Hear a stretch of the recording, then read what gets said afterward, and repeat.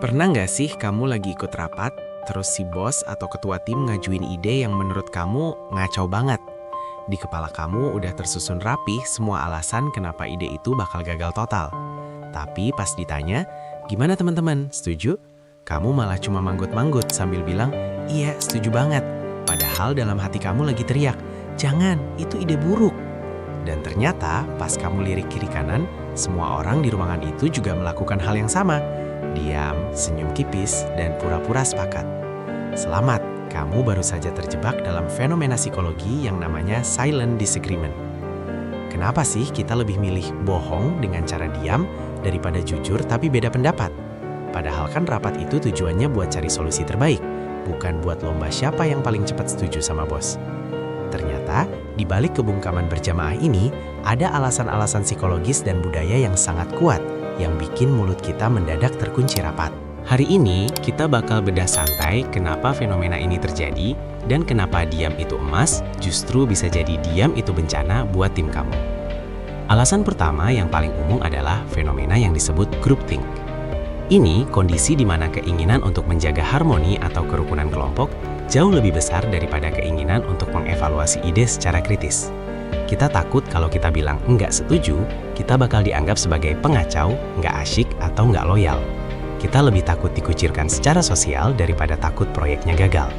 Akhirnya, demi menjaga suasana rapat tetap adem ayem, kita semua sepakat untuk menuju kegagalan bareng-bareng. Ironis kan? Lalu ada yang namanya fear of retaliation atau takut kena semprot. Mari kita jujur, nggak semua pemimpin atau atasan itu punya mental yang siap dikritik. Ada tipe bos yang kalau ada yang beda pendapat, dia langsung baper, mukanya berubah, atau malah kasih tanda merah ke karyawan tersebut. Kalau lingkungannya sudah toksik kayak gini, diam bukan lagi soal sopan santun, tapi soal strategi bertahan hidup.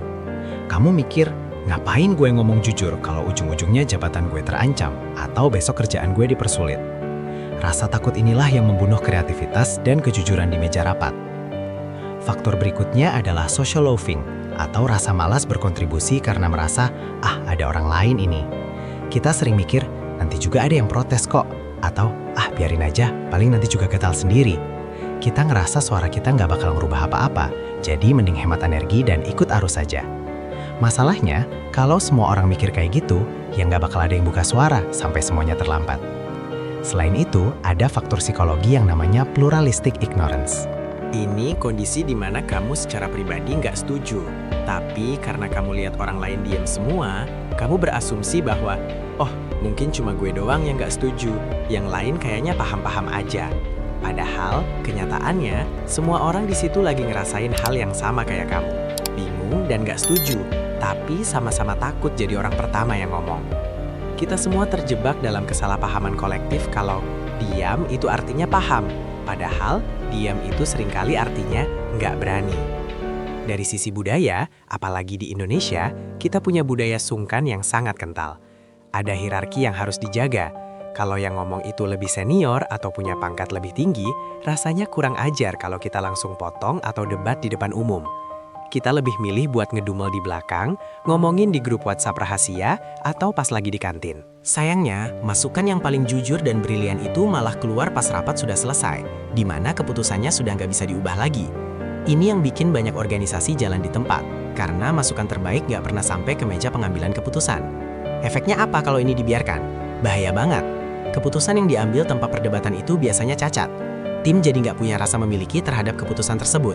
Saat nanti idenya gagal, orang-orang bakal bilang, tuh kan, bener dugaan gue. Tapi ya sudahlah, emang dari awal gue udah nggak setuju. Komitmen tim bakal rendah, karena mereka ngerasa suaranya nggak pernah didengar, atau mereka sendiri yang sengaja nggak mau ngomong. Terus gimana solusinya supaya rapat nggak jadi ajang mangut-mangut doang?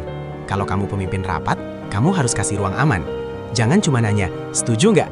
Tapi coba tanya, apa resiko yang kira-kira bakal kita hadapi kalau pakai ide ini? Pancing orang buat jadi devil's advocate atau penentang ide demi kebaikan. Dan buat kamu yang jadi peserta rapat, ingat satu hal. Memberikan masukan yang berbeda itu bukan berarti kamu nggak sopan.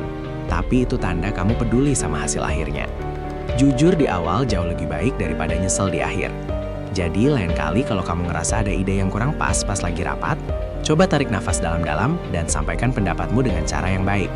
Siapa tahu orang-orang di sebelahmu sebenarnya lagi nungguin ada satu orang pemberani yang mau buka suara supaya mereka bisa ikut mendukung. Jangan biarkan rapatmu jadi drama bisu yang ujungnya bikin semua orang burn out. Gimana? Kamu tipe yang pemberani di rapat atau tipe yang nanti aja deh ngomongnya pasti kantin? Coba tulis pengalaman kamu di kolom komentar. Kita sharing bareng soal drama rapat yang pernah kamu alami. Sampai ketemu di video edukasi santai berikutnya. Tetap kritis dan jangan takut beda pendapat.